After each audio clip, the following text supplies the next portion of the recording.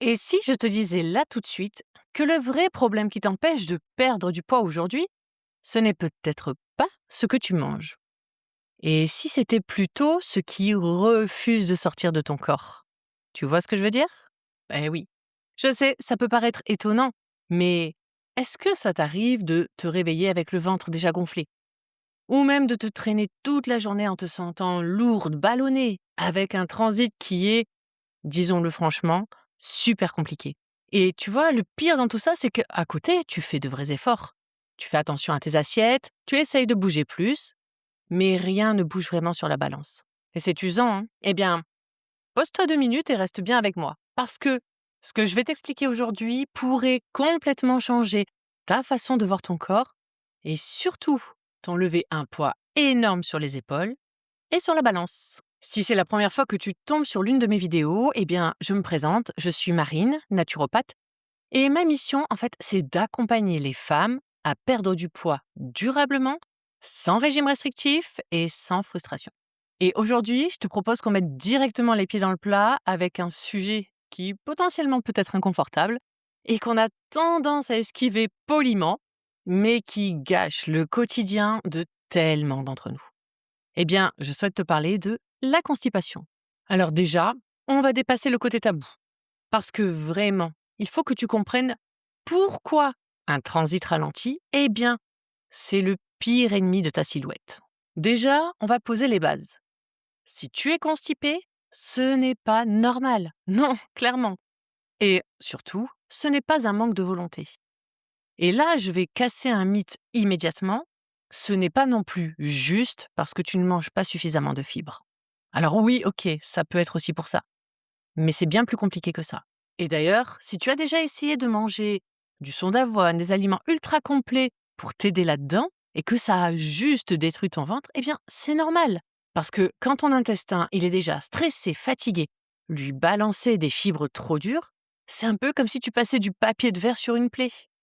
Donc là, tu comprends, ça l'irrite et ça le bloque encore plus. Et très souvent, quand la constipation s'installe de façon chronique, c'est le signe que ton système digestif s'est complètement mis en grève. Et donc derrière ça, en fait, il y a souvent un stress chronique que tu ne vois même plus. Ou bien un manque d'hydratation profond des tissus. Et surtout, un système nerveux qui est bloqué en mode survie. Donc, concrètement, ton corps n'est pas détendu et quand un corps se sent en danger ou qu'il est crispé, eh bien, clairement, c'est pas un corps qui digère correctement. La constipation, ce n'est pas juste un inconfort qui te fait gonfler le ventre et qui provoque quelques douleurs. Parce qu'au-delà de ça, en fait, c'est un véritable embouteillage toxique. Imagine, tout ce que ton corps a soigneusement trié et qu'il est censé jeter à la poubelle reste coincé à l'intérieur de toi. Les toxines, les déchets liés à ton environnement, mais aussi, et là tu vas voir, c'est le point crucial, les hormones qui sont usées, et notamment les oestrogènes.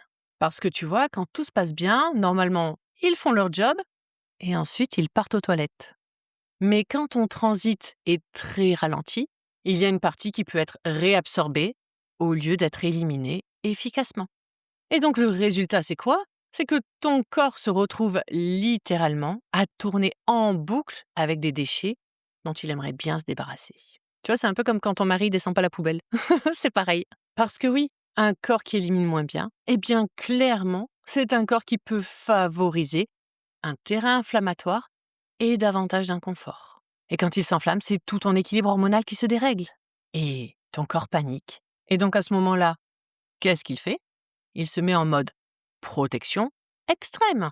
Et donc, ça, je te l'ai déjà dit et je suis sûre que tu l'as déjà entendu, un corps qui est en mode protection, eh bien, clairement, il aura beaucoup plus de mal à mobiliser ses réserves et donc à perdre du poids. Et qu'est-ce qu'il va faire à la place? Il va stocker. Et oui, tout ça, c'est pour se rassurer. Et donc, tu te rends bien compte que même si tu fais tout bien sur le papier, même si tu manges la salade la plus parfaite, que tu vas courir, eh bien si ton corps à l'intérieur il est en difficulté et qu'il n'élimine pas les déchets, clairement ça peut rendre ta perte de poids beaucoup plus compliquée. Et tu vois, ce ralentissement global, il ne vient pas de nulle part. Parce qu'en fait, c'est tout ton métabolisme qui appuie sur la pédale de frein. Et vraiment, parmi les acteurs les plus importants qui influencent ton métabolisme, on va parler de la thyroïde.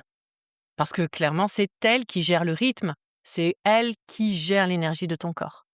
Et le problème, c'est que la thyroïde, elle est ultra sensible à ton environnement.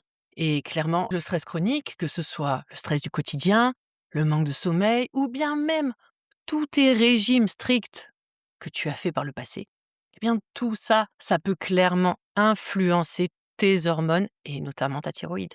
Et tu vois, en fait, à ce moment-là, eh bien, l'environnement n'est pas sûr et donc elle veut économiser ton énergie. Et donc la thyroïde baisse le volume et c'est là que tout ton rythme ralentit, la machine freine. Et c'est à ce moment-là que ta digestion, elle devient beaucoup plus paresseuse. Il y a aussi ton énergie qui s'effondre, avec notamment ce fameux coup de barre de l'après-midi.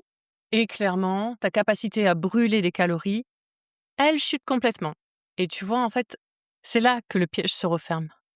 Parce que plus tu vois que tu ne perds pas de poids, et plus tu te restreins. Mais sauf que plus tu te restreins, eh bien plus ta thyroïde, elle s'inquiète et donc elle ralentit la machine encore plus.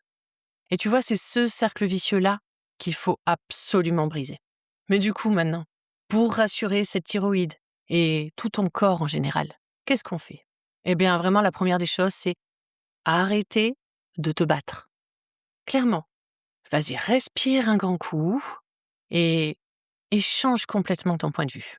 Parce que la vraie question aujourd'hui, eh bien, ce n'est pas comment je fais pour manger encore moins, pour me priver davantage. La seule question à te poser, c'est comment je remets doucement du mouvement et de la vie dans mon corps. Et franchement, promis, hein, tu vas voir, c'est des petites habitudes toutes simples, même presque bêtes, mais qui clairement peuvent vraiment faire la différence. Alors, mon premier conseil, tu vas voir, il est très simple et il vise à libérer l'aspect mécanique. Parce que tu vois, c'est pas naturel la position que l'on a pour aller à la selle. Lorsque tu vas aux toilettes, il faut que tu surélèves tes pieds. Donc tu peux prendre un petit tabouret, une boîte pour chaussures, peu importe. Mais en fait, il faut que tu relèves tes genoux au-dessus des hanches. Et là, tu vois, mécaniquement, ça libère déjà le muscle qui retient tout. Et donc, il y a moins d'efforts pour aller aux toilettes, et donc ça génère moins de stress pour le corps. Et vraiment, je te le dis, rien que ça, c'est un game changer. Donc franchement, vas-y, essaye, opte pour ton petit tabouret ou ta boîte de chaussures, peu importe. Ensuite, mon deuxième conseil, je vais te parler d'hydratation. Et pas n'importe comment, pas n'importe quelle quantité, et attention à la température de l'eau. Parce que oui, si tu t'enfiles 1 litre d'eau glacée d'un coup, ça risque d'être mauvais. Parce que clairement, il y a pas mal de personnes qui digèrent beaucoup mieux les boissons tièdes ou même à température ambiante plutôt que les boissons très froides. Parce que ton corps, il a besoin de douceur. Et donc, vraiment, teste l'eau à température ambiante tout au long de la journée et pas tout d'un coup. Eh bien ça, tu verras, c'est vraiment une bénédiction pour ramollir tes selles et pour relancer aussi la chaleur interne de ton métabolisme. Mon troisième conseil, je te conseillerais d'intégrer du bon gras. Parce que oui, souvent, quand on veut perdre du poids, le premier réflexe, c'est de couper le gras. Sauf que ça, c'est une grave erreur. Parce que les bons lipides, attention, hein, les bons, ils participent à de nombreuses fonctions hormonales et ils sont indispensables à l'équilibre de ton corps. Donc vraiment, ne fuis pas le bon beurre, l'huile d'olive, les petits poissons gras, l'avocat. Tout ça, c'est le lubrifiant naturel de tes intestins et en plus, tes hormones en ont désespérément besoin pour fonctionner. Mon quatrième conseil, alors, il faut apaiser ton système nerveux.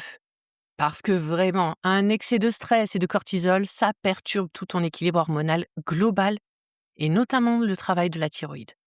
Mais au-delà de ça, en fait, le stress, il t'empêche de bien digérer, il te crispe le ventre. Donc, stop, il faut vraiment que tu fasses la chasse au stress. Je sais que le monde dans lequel on vit aujourd'hui, c'est compliqué de l'éradiquer. Prends juste 2 minutes. Alors tu peux le faire avant les repas ou bien après, le soir en t'allongeant dans ton lit. Mais prends le temps en fait de respirer par le ventre, de le gonfler comme un ballon. Tu vois, en fait, quand tu fais ça, ton diaphragme vient masser tes intestins. Et donc, ça favorise une bonne digestion. Et au-delà de ça, eh bien, tu envoies un signal de calme à ton système nerveux. Et quand le stress baisse, eh bien, ton ventre se relâche, ta thyroïde marche mieux, et donc tu digères mieux et tu élimines mieux aussi. Et donc, mon 5e conseil, je te dirais de bouger. Parce que le mouvement doux, c'est idéal pour te masser de l'intérieur. Tu vois, clairement, pas besoin d'aller courir un marathon, ni même de t'épuiser dans une salle de sport. Parce que ça ferait juste que tu stresses un peu plus ta thyroïde. Et c'est vraiment pas le but. Vraiment, va juste marcher quelques minutes après le repas ou même fais quelques étirements doux. Eh bien, tu vas voir, ce mouvement naturel, c'est ce qu'on appelle le péristaltisme, va venir stimuler tes intestins. Et ça va réveiller la motricité de ton ventre. Et en faisant ça, eh bien, tu relances la circulation, tu relances le mouvement, et ça va t'aider à mieux évacuer. Donc tu vois, tout ça, ce sont des petites clés, mais qui peuvent vraiment faire la différence et qui peuvent t'aider à sortir de cette constipation chronique. Parce que ton corps aujourd'hui, il est peut-être simplement bloqué. Et plus tu essayes de le forcer, de le contraindre par des régimes, eh bien, plus il va résister. Tandis que dès que tu remets de la douceur, de la fluidité, de l'écoute, eh bien, c'est à ce moment-là qu'il recommence à faire son travail naturellement. Donc, si tu te reconnais là-dedans et si tu sens que ton corps est exactement dans ce genre de schéma de blocage, que tu fais plein d'efforts, mais que l'aiguille de ta balance ne bouge pas, eh bien, c'est essentiel de venir chercher pour identifier ce qui coince vraiment dans ton métabolisme aujourd'hui. Donc, n'hésite pas à venir discuter avec moi pour que je t'aide à y voir plus clair. Et si cette vidéo t'a aidé, eh bien, n'oublie pas de t'abonner pour ne pas rater les prochaines. Prends soin de toi, je te fais des bisous.